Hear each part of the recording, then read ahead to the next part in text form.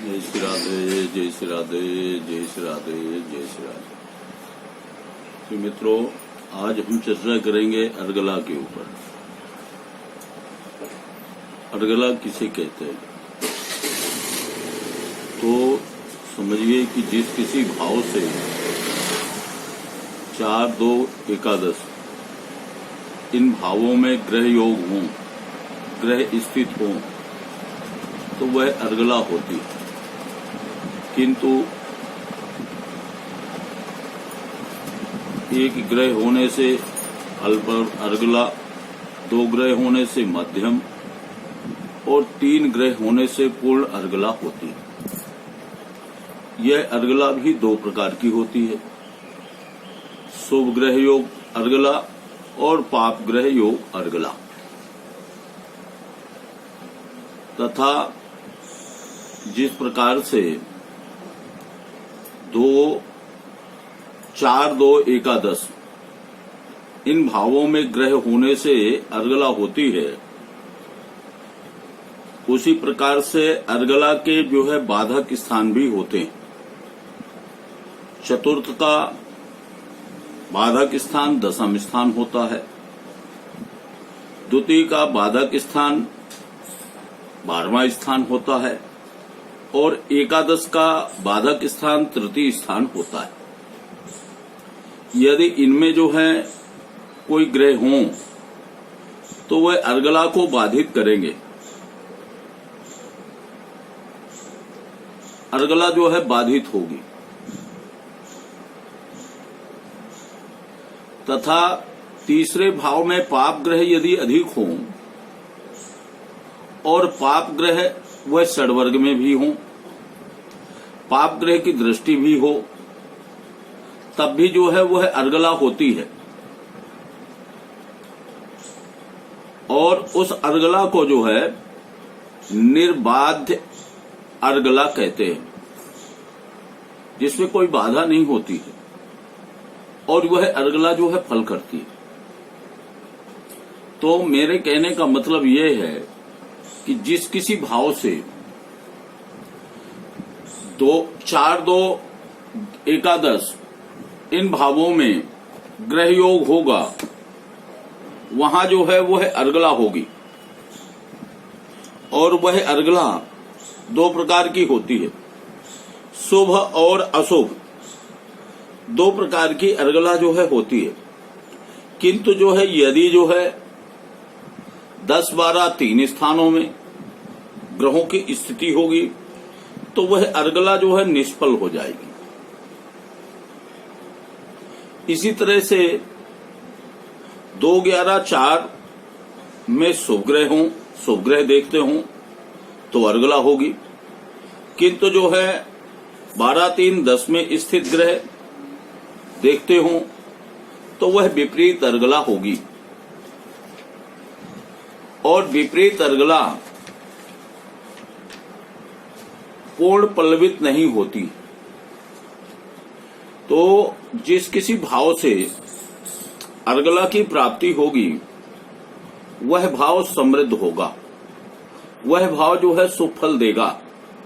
उस भाव की समृद्धि होगी। अर्गला का जो है फल भी अलग अलग प्रकार से होता है। अगर हम और सूक्ष्म में जाएं तो वह अर्गला नक्षत्रों के चरण भेद के अनुसार जो है उनका भेद भी होता है। नक्षत्र भेद के अनुसार ही भेद होता है।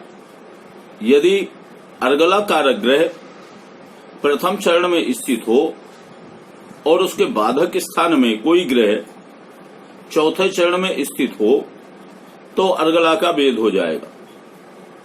तीसरे चरण में यदि कोई ग्रह स्थित हो तो दूसरे चरण में स्थित ग्रह उसका भेद करेगा। इसी तरह से दूसरे से तीसरा, प्रथम से चौथा, यह अर्गला जो है बाधित होती है। अर्गला का वास्तविक फल यह जो है भाग्य को प्रतिपादित करता है, व्यक्ति को जो है भाग्यवान बनाता है। वह व्यक्ति जो है भाग्यवान होता है। अर्गला का वास्तविक फल ये होता है कि धन धान्य पुत्र पशुदार बंधु कुलैर्युतः शरीरा रोगमैश्वर्य भृत्य वाहन संयुतः हर भक्तः सुधर्मज्ञो दिष्ट्या भाग्यस्य लक्षणम। अर्थात भाग्यवान बनाती है, लेकिन भाग्यवान है कौन? तो बोले भाग्यवान वह व्यक्ति होता है जो धन धान्य से संपन्न हो, पशु आदि वाहन से संपन्न हो, जिसकी पत्नी भी अच्छी हो, बंधु बांधव कुल आदि से जो है युक्त हो, शरीर आरोग्यवान हो और संसार में जो है यश कीर्ति का जो है विस्तार हो, उसके नौकर चाकर जिसके लगे हुए हों, भूमि भवन वाहन आदि का जो है सुख हो और साथ में भगवत भक्ति में जो है उसका मन लगे, सुंदर जो है धार्मिक कार्य करने वाला हो, धार्मिक कार्यों का आयोजन करने वाला हो, वह दिष्टया वह भाग्यवान होगा। यह भाग्य से लक्षण, ये भाग्य की लक्षण है। ऐसा व्यक्ति जो है तो भाग्यशाली होता है। तो यह अर्गला जिस किसी में जो है, जिस किसी भाव से जो है प्राप्त होगी, उस भाव से संबंधित व्यक्ति को, उस भाव से संबंधित फल को बढ़ाएगा, उस भाव से संबंधित व्यक्ति को भाग्यवान बनाएगा और उसका जो है उत्कर्ष करेगा। शुभ अर्गला अगर है तो बहुत द्रव्य देती है, अशुभ अर्गला अगर है तो अल्प धन देने वाली होगी, और यदि मिश्रित अर्गला है तो मिश्रित फल देगी। किंतु लग्न सप्तम से शुभकृत यदि अर्गला हो तो व्यक्ति का जो है तो प्रबल भाग्यवान उसको बनाएगी, उसके प्रबल भाग्य की जो है तो वो भाग्य का उत्कर्ष करेगी। अशुभ अर्गला से अगर लग्न सप्तम में जो है अशुभ अर्गला है तो जीवन भर उसे जो है भाग्य की चिंता बनी रहेगी, भाग्य के फल की प्राप्ति की जो है चिंता बनी रहेगी। तो अर्गला का विचार आप जो है इस तरह से कर सकते हैं और उसका फल भी जो है आप समझ सकते हैं। शुभ अर्गला से जो है धन लाभ होता है, यह आपको मैंने पहले बता दिया। पाप अर्गला से, पाप ग्रह की अर्गला से अल्प धन की प्राप्ति होगी, और शुभ पाप अर्गला अगर होगी तो उसमें जो है तो कहीं व्यक्ति का विस्तार होगा, कहीं वृद्धि होगी, कहीं ह्रास होगा। इस तरह के जो है तो फल की प्राप्ति होगी। तो आज मित्रों मैं अपनी वाणी को यहीं विश्राम करता हूँ और फिर अन्य विषयों पर जो है तो चर्चा करेंगे।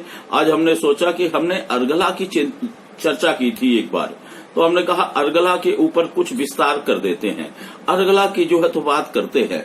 यह अर्गला इसी प्रकार से त्रिकोण अर्गला भी होती है, और पंचम में ग्रह हो तो अर्गला है, किंतु नवम में ग्रह होने से वह अर्गला नहीं होगी।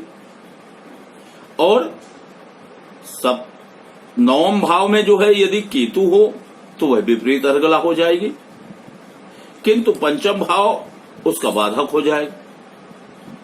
पंचम भाव में केतु होने से अर्गला होगी, किंतु जो है नवम भाव में अगर ग्रह होंगे तो वह उसकी बाधक होगी। यह लग्न अर्गला कहलाती है।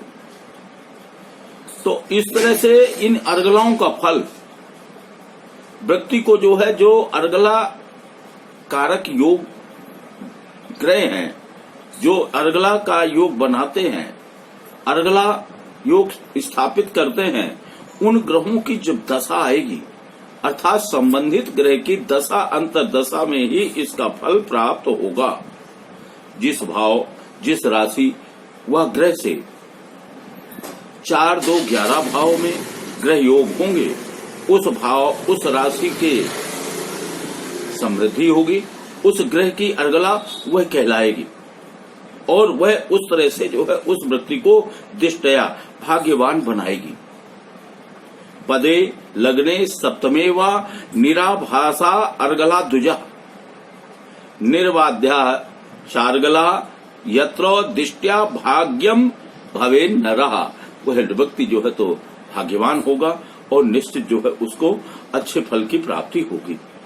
तो मित्रों, आज मैंने जो है इस तरह से अर्गला के ऊपर जो है तो चर्चा की है।